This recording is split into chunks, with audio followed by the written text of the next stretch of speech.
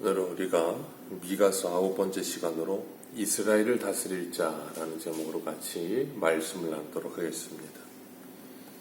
하나님께서 미가 선지자를 통해 이스라엘 백성들의 총체적인 죄악을 드러내시고 그들 스스로 돌이킬 수 없는 존재라는 것을 하나님께서 분명하게 보여주십니다.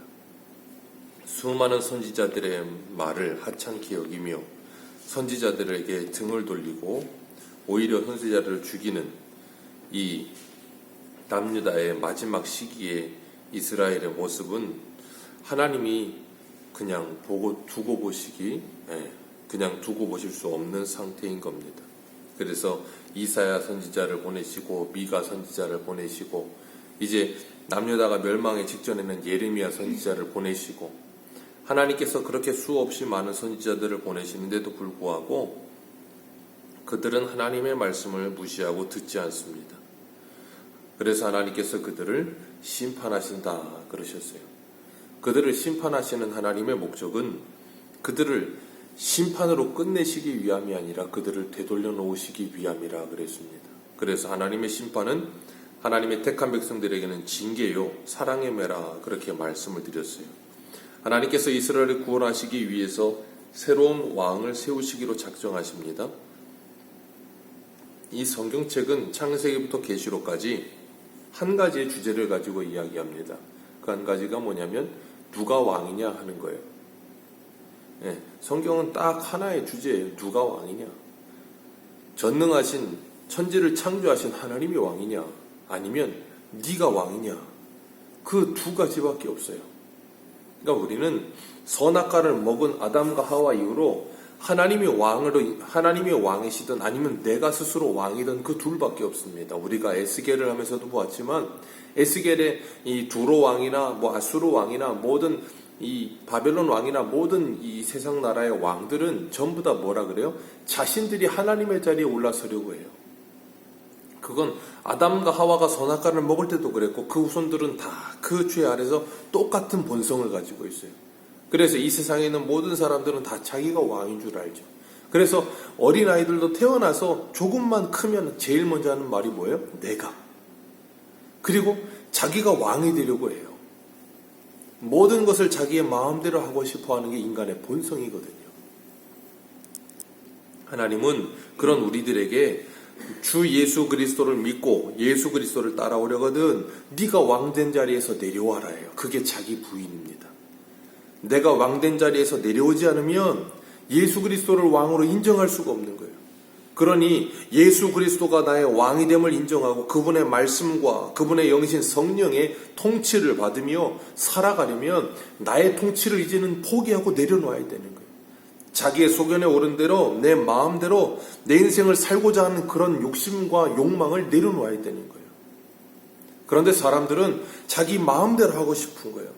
내가 하고 싶은 대로 하고 싶고 내가 인생을 컨트롤하고 싶은 거예요. 그런데 착각하고 있는 게 있어요. 그게 뭐냐면 우리는 우리의 마음대로 인생을 살고 있다고 착각하지만 그건 내가 내 마음대로 살고 있는 게 아닙니다. 나는 내 몸이 죄의 종이 되고 노예가 되어 이끌리는 삶을 살고 있을 뿐이에요. 이 세상의 사람들은 딱 두 부류의 사람밖에 없어요. 성령에게 이끌리는 사람과 죄의 종이 되어 죄에게 이끌리는 사람 둘밖에 없습니다. 이 세상에 있는 모든 사람들은 자기 마음대로 하고 있다고 말을 하지만 이미 착각하고 있는 거예요. 내 마음대로 하고 있지 않고 사단에게 조종을 받으며 이 죄에게 붙들려서 죄에게 끌려다니고 있는 거예요. 그런데 그걸 모르고 있는 것뿐입니다. 오늘 1절에 보면 이스라엘을 향하여 하나님께서 말씀하시기를 군대를 모으라 그러세요. 그리고 아무리 많은 무리를 모은다 해도 이방 민족이 너희들을 에워싸고 막대기로 이스라엘을 재판자의 뺨을 칠 것이다 그러셨어요. 하나님이 이것을 뭐를 말씀하시는 건가 하면 너희들 마음대로 한번 해보라는 거예요. 너희들 마음대로 힘을 모으고 사람을 모아 너희들이 대적해 보아라. 그러면서 5장 1절의 시작이 뭐예요? 딸 군대요 라고 말하세요. 요즘은 남녀 평등이다 그래서 여군도 모집해야 된다 그런 말도 하고 하지만 보통 거의 대부분은 군대라는 표현은 남자들이 군대를 가잖아요. 그렇기 때문에 군대의 상징은 힘을 상징하는 겁니다. 전쟁을 해야 되니까. 그런데 그 군대를 향해서 뭐라고 부르시냐면 이스라엘 군대를 딸 군대여라고 말씀하세요. 정 군대와는 맞지 않는 표현인 딸을 사용하시죠. 그 말은 뭔가 하면 이스라엘아 너희들이 힘이라고 생각하고 너희들이 서로 때를 지어 모여 있는 그것이 얼마나 연약하고 보잘것없고 하찮은지를 알아라 그 말이에요. 너희들이 힘을 규합하여 마치 사울이 일평생 블레셋과 전쟁을 했기 때문에 힘 있는 자, 용맹한 자만 보면 옆에다가 용병으로 쓰기 위해 붙여놨듯이 그렇게 사람들을 하나둘 모았는데 문제는 뭐냐면 블레셋의 골리앗 한 명 앞에 아무도 그 앞에 나가질 못하는 거예요. 그게 바로 오합지졸과 같은 딸 군대인 겁니다. 하나님께서 그들에게 그런 모습을 보여주시는 이유는 뭐냐면 전쟁은 하나님께 달려 있으며 너희들이 할 수 있는 일이 아니다를 가르치시기 위함이에요. 그렇기 때문에 하나님께서 이스라엘에게 하나님이 없으면 얼마나 보잘것없고 연약한 존재인지를 분명하게 깨달아라가 1절이에요. 하나님께서 이스라엘을 택하신 이유를 신명기 7장 6절과 7절에 이렇게 말씀하세요. 너는 여호와 내 하나님의 성민이라. 내 하나님 여호와께서 지상 만민 중에 너를 자기 기업의 백성으로 택하셨나니 여호와께서 너희를 기뻐하시고 너희를 택하심은 너희가 다른 민족보다 수요가 많기 때문이 아니니라. 너희는 오히려 모든 민족 중에서 가장 적으니라. 아멘. 이게 하나님의 역설이에요. 하나님은 모든 민족 중에서 가장 적은 이스라엘을 택하십니다. 그래서 야곱은, 그 이스라엘인 야곱은 자기 아들 요셉이 두 아들을 데리고 왔을 때 어떻게 합니까? 이 므낫세를 우수에 그리고 에브라임을 좌수에 이렇게 놓고서는 요셉이 이렇게 쭉 다 자식을 들이미는데 야곱이 어금 맡기잖아요. 그래 놓으니까 요셉이 기뻐하잖아요. 그랬더니 야곱이 하는 말이 뭐였어요? 나도 안다 하더라. 나도 안다. 네. 야곱이 눈에 보이지 않았지만 알고 있다는 거예요. 그러나 하나님의 뜻은 이렇게 된다는 거예요. 그게 뭘 의미하는가 하면 우리가 생각하는 것처럼 첫째가 맞이가 되어야 되고 그 다음에 장자의 축복을 받아야 되는데 그렇지 않고 하나님은 이렇게 어긋맞기는 하나님의 역사가 일어난다는 거예요. 그래서 이세의 아들 중에 누가 왕이 돼요? 요 다윗이 왕이 되잖아요. 말제 다윗이. 그 아버지가 다윗이 사무엘이 부르라고 할 때 다윗은 부르지도 않습니다. 저 들의 양치는 목동으로 어디서 일하고 있지 다윗 부르지도 않아요. 그런데 하나님은 그 다윗을 택하여 왕으로 세웠어요. 이유가 뭐예요? 하나님의 마음에 합한 자라 그랬어요. 가장 작은 자예요. 그래서 고린도전서 1장에도 뭐라 그럽니까? 하나님께서 문벌 좋은 자 택하지 않으셨다. 아무 육체도 자랑할 것이 없게 하시려고 하나님이 우리 같은 연약한 존재를 택하여 강한 자를 부끄럽게 하시며 지혜 없는 자를 택하여 지혜로운 자들을 부끄럽게 하신다. 그게 하나님의 역사하심의 일이에요. 그래서 하나님은 언제든지 작은 자를 택하여 하나님의 역사를 이루세요. 그래서 사사기의 기도원을 보세요. 2만 명이 모였을 때 하나님 어떻게 하세요? 많다 보내라. 10,000명이나 많다 보내라. 300명을 남겨요. 그리고 하시는 말씀이 뭐예요? 너희들이 많아 너희들 스스로가 그 전쟁에 이겼다 할까 내가 두렵다. 전쟁은 하나님께 달려있으면 하나님께 영광을 돌려야 하는데 너희들 스스로가 너희들의 힘으로 그것을 했다고 할까 하나님이 두렵다는 거예요. 하나님은 언제나 우리들에게 우리의 능력은 하나님이시며 우리의 힘은 하나이시며 우리 전쟁은 하나님께 달려있음을 고백하기를 원하세요. 그래서 하나님이 우리를 통해서 영광 받으시기를 원하세요. 그래서 이사야 43장 21절에 뭐라 그럽니까? 이 백성은 내가 나를 위하여 지었나니 나의 찬송을 부르게 하려 하심이라. 아멘. 그래서 우리는 하나님을 찬송할 수밖에 없는 거예요. 그걸 알지 못하여 이 때를 모을 때 하나님께서 뭐라 그러시면 어디 한번 그럼 모아봐라 그 말이에요. 그 이방 민족들이 와서 너희들의 뺨을 칠 것이다. 주일날에도 우리가 오른뺨을 치거든 왼뺨도 널리라고 하는 것처럼 그 뺨을 친다는 건 수치와 조롱을 준다는 의미거든요. 그렇게 수치와 조롱을 당하게 될 것이라는 걸 하나님이 말씀하시는 거예요. 그렇기 때문에 그렇게 연약한 그들에게 하나님께서 딸 시온이라고 부르시면서 그들을 사랑의 매를 때리셨고 일시적으로 그들을 돌이키긴 하셨지만 그들이 하나님께 돌아오는 일이 일어나는 게 아니고 일시적으로 효과만 일어나는 거예요. 사랑의 매를 때려도 아무리 해도 되지 않는 거예요. 예레미야 31장의 말씀처럼 애굽에서부터 남편이 되어줘도 옆에 있어도 되지 않는 거예요. 무슨 수를 써도 되지 않는 거예요. 하나님은 그래서 어떻게 하세요? 새 언약을 세우겠다. 그 새 언약은 뭐예요? 너희들의 마음에 하나님의 말씀을 새기겠다. 너희들 옆에 있어도 안 되니까 이제 내가 너희들 속에 들어가겠다, 그 말씀을 하시는 거예요. 그래서 하나님께서 사랑의 매를 때려도 안 되니까 어떻게 하세요? 2절 말씀에 너희들을 위해서 하나님께서 왕을 세우시겠다. 그 메시아를 세우시겠다라고 말씀하시는 거예요. 2절 말씀 한번 같이 읽겠습니다. 시작.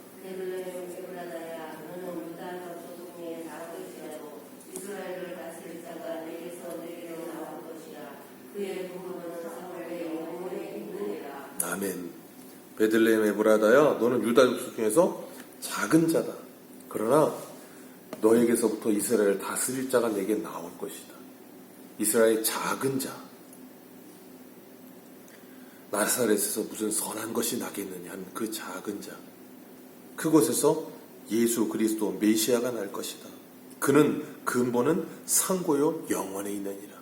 영원 전부터 계신 이시니라 라고 말씀을 하시는 거예요. 어떻게 미가가 이런 표현을 해요? 성령에 감동되어 이런 말씀을 하는 거예요. 마태복음 1장 21절에 아들을 낳으리니 이름을 예수라 하라. 이는 자기 백성을 저희 죄에서 구원할 자이니라. 자기 백성을 저희의 죄에서 구원할 자, 예수. 그 예수 그리스도가 오셔서 죄가 왕노릇하고 있는 인생들에게 찾아오셔서 그 왕을 쫓아내시고 뭐 하세요? 예수 그리스도가 왕이 되어주시는 거예요. 그래서 로마서의 표현처럼 로마서 5장 21절에 죄가 사망 안에서 왕노릇한 것 같이 은혜도 또한 의로 말미암아 왕노릇하여 우리 주 예수 그리스도로 말미암아 영생에 이르게 하려 함이니라. 아멘. 죄가 왕노릇하던 인생이 이제는 누가 왕노릇한다고요? 은혜가 왕노릇한다고요. 그 말씀이 왕노릇하고 예수 그리스도가 왕노릇하는 거예요. 그게 뭐예요?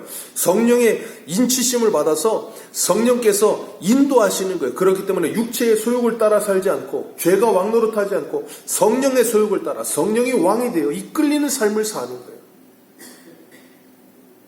그게 그리스도인이라 그렇게 말씀하시는 거예요. 그렇기 때문에 우리가 나는 누구의 통치를 받고 있는가 한번 나 자신을 돌아봐야 되는 거예요. 하나님의 인도하심, 하나님의 통치함을 받고 있는가? 아니면 죄의 영향력 아래 죄의 통치를 받고 있는가? 그러니까 죄의 영향력 아래 있는 사람들은 항상 이 삶의 이 연속이 계속 뭐예요? 죄의 악순환이 반복되는 거예요. 계속. 그 고리를 끊어내지 못해요. 그 고리를 끊어내지 못하는 거예요. 누가 오셔야 된다고요? 예수 그리스도가 오셔야 되는 거예요.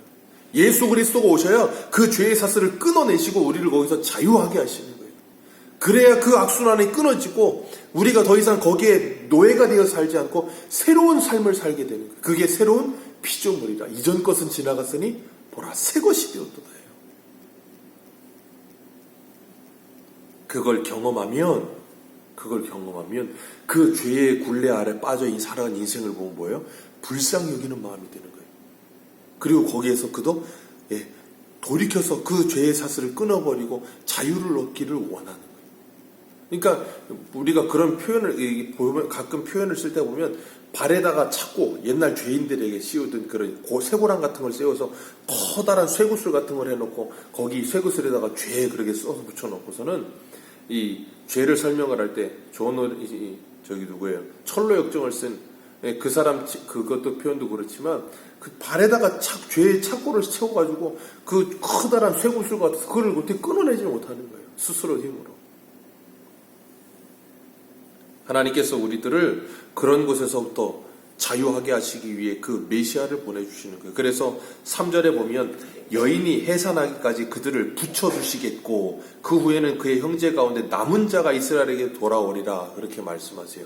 여기서 중요한 거 남은 자가 돌아오리라. 다 돌아오지 않습니다. 바벨론의 포로로 끌려가도 다 돌아오지 않습니다. 남은 자만 돌아옵니다. 그리고 이 여인이 해산하기까지 그들을 붙여주시겠다 하셨어요. 어디에 붙여주세요? 죄 아래 붙여주시는 거예요. 죄 아래 붙여주시는 거예요. 그래서 그들로 하여금 하나님의 은혜가 얼마나 값진 것인지를 깨닫게 하시는 거예요.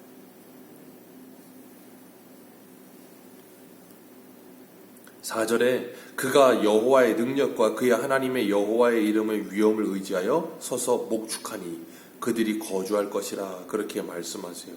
그 메시아가 오시면 하나님의 백성들을 양육하시는데 하나님을 의지하고 그 능력과 위엄을 의지하여 하나님의 백성을 목축하며 다스리시겠다. 에스겔의 표현에도 그렇게 나오지요. 시온의 산에서 하나님께서 그들에게 좋은 꼴을 먹이시며, 왜요? 사꾼들이 와서 양들을 잡아먹고 그들을 제대로 먹이지 않아서 다 뿔뿔이 흩어지니까 목자가 오셔서 그들을 다 모으셔서 시온산에 평화로운 그 산에 그들을 좋은 꼴을 먹이시며 그들을 키우시겠다라고 말씀하신 것처럼 그 목자 대신 예수 그리스도께서 오셔서 우리를 하나님의 자녀로 양육해 가시겠다는 거예요. 그런데 그러기 위해 뭘 하세요? 하나님의 이름의 위엄과 그 여호와의 능력으로 그 일을 하시겠다. 예수님은 하나님이세요. 하나님이심에도 불구하고 성부 하나님의 능력과 성부 하나님의 이름의 위엄으로 그 일을 하시겠다라고 말씀을 하세요. 그게 뭐냐면 예수 그리스도의 겸손하심이에요. 빌립보서 2장에 보면 5절에 이렇게 말씀하십니다. 5절 이하에 너희 안에 이 마음을 품으라. 곧 그리스도 예수의 마음이니 그는 근본 하나님의 본체시나 하나님과 동등됨을 취할 것으로 여기지 아니하시고 오히려 자기를 비워 종의 형체를 가지사 사람들과 같이 되셨고 사람의 모양으로 나타나사 자기를 낮추시고 죽기까지 복종하셨으니 곧 십자가에 죽으시니라. 그러므로 하나님이 그를 지극히 높여 모든 이름 위에 뛰어난 이름을 주사 하늘에 있는 자들과 땅에 있는 자들과 땅 아래에 있는 자들로 모든 무릎을 예수의 이름에 꿇게 하시고 모든 입으로 예수 그리스도를 주라 시인하여 하나님 아버지께 영광을 돌리게 하셨느니라. 아멘. 여기 보면 하나님과 동등됨을 취할 것으로 여기지 아니하시고 자기를 낮춰 종의 형체, 사람의 형상으로 같이 오셔서 십자가에 죽기까지 순종하셨다. 그래서 예수님이 그를 높여 모든 이름 위에 뛰어난 이름을 주사 하늘에 있는 자들과 땅에 있는 자들과 땅 아래에 있는 자들로 모든 무릎을 예수의 이름 앞에 꿇게 하셨다. 그 표현이 어디에 있는 표현이냐면 이계명의 표현이에요. 하늘에 있는 것이나 땅에 있는 것이나 물속에 있는 것이나 아무 형상이든지 만들지 말며 그것들에게 절하지 말며, 이계명이 그 말씀이거든요. 이 피조세계 공중에 땅에 땅 아래에 있는 모든 것에 피조물 우상 만들지 않고 이제는 누구에게만 무릎을 꿇어요? 예수 그리스도에게만 무릎을 꿇게 하시겠다. 누가요? 하나님께서 그렇게 하시겠다. 그래서 너는 내 앞에 앉아있으라. 원수가 내 발등상에 할 때까지 거기 앉아있으라. 하나님이 그 일 하시겠다. 그렇게 말씀하시는 거예요. 인간은 스스로가 구원할 수 없는 존재예요. 하나님께서 아무리 때리셔도 그들이 돌아오질 않아요. 본질적인 변화가 일어나지 않습니다. 새롭게 되는 역사가 일어나지 않아요. 그게 인간의 한계예요. 그래서 예수님이 찾아오셔야 되는 거예요. 오늘도 예수님이 한 사람의 인생 가운데 찾아오셔야 되는 거예요. 그래서 그들이 예수님을 만나야 그 인생이 새로워지는 거예요. 새 사람이 되는 방법은 그거 외에 없어요. 정말 예수님을 만나면 자기가 왕된 자리에서 모든 것을 내려놓고 내려오게 돼요. 깨끗하게 내려놓고 내려옵니다. 그리고 자신이 누구이고 하나님이 누구시며 예수님이 누구신지 분명히 인식해요. 그런 사람을 복 있는 자라고 말하는 거예요. 그래서 히브리어로 복이라는 단어가 바라크. 그게 뭐예요? 무릎을 꿇다. 내 주권을 인정하지 않고 무릎을 꿇는 거예요. 내 주권 앞에. 나의 주인이신 예수 그리스도 앞에 무릎을 꿇는, 그게 복이에요. 복은 내 인생 내 마음대로 살고 내 뜻대로 모든 것이 내 뜻대로 잘 돼서 탄탄대로가 열리는 게 복이 아니라 내 인생에 하나님이 간섭하셔서 내 뜻대로 되지 않는다 할지라도, 우리 하이델베르크 의료문답을 했던 것처럼 하나님께서 우리들에게 우리의 작은 이익을 위해서 무엇을 하는 것보다 하나님의 뜻을 위해서라면 아주 작은 일에도 우리의 모든 것을 스스로 내어버리고 모든 피조물을 버리고라도 하나님의 뜻을 이루기 위해서 애쓰는, 그게 1계명이라고 그랬잖아요. 그걸 위해서라면 어떤 피조물이라도 우리가 내어버릴 수 있는 그런 결단과 다짐을 하고 주님 앞에 엎드리는 거, 그게 복이라고요. 이 세상의 사람들은 그걸 복이라고 말하지 않아요. 하나님께 무릎 꿇는 게 뭔 복이냐? 하나님의 말씀대로 사는 게 뭔 복이냐? 그런다고 떡이 나오냐? 쌀이 나오냐? 차라리 떡 한 쌀 아니면 쌀 한 톨이라도 더 붙드는 게 복이지. 그래서 한 숟가락이라도 더 먹어야 하고 하나라도 더 얻어야 그게 복이지. 세상은 그렇게 말한다고요. 그런데 하나님은 그렇게 말하지 않았어요. 복의 근원이신 하나님과 함께 하는 게 복이다. 하나님이 그걸 가르치시겠다는 거예요. 성도는 이 땅에서 그걸 배워요. 그래서 임마누엘이 내게 진짜 복이구나. 나와 함께 하시는 그분이 내게 진짜 복이구나. 그걸 위해서 예수님이 이 땅에 오신 날이 성탄절인 거예요. 진짜 복을 주시려고. 진짜 복받은 인생이 되셔서 이 땅을 살아가시면서 정말 주님이 내게 주신 영원한 안식과 평안과 기쁨을 이 땅에서부터 맛보면서 여전히 죄의 사슬에 묶여서 비참한 현실을 살고 있는 이들에게 예수 그리스도를 전해줄 수 있는 진짜 복을, 진짜 주인을 알려줄 수 있는 저와 여러분들 되시기를 주님의 이름으로 축복합니다. 기도하겠습니다.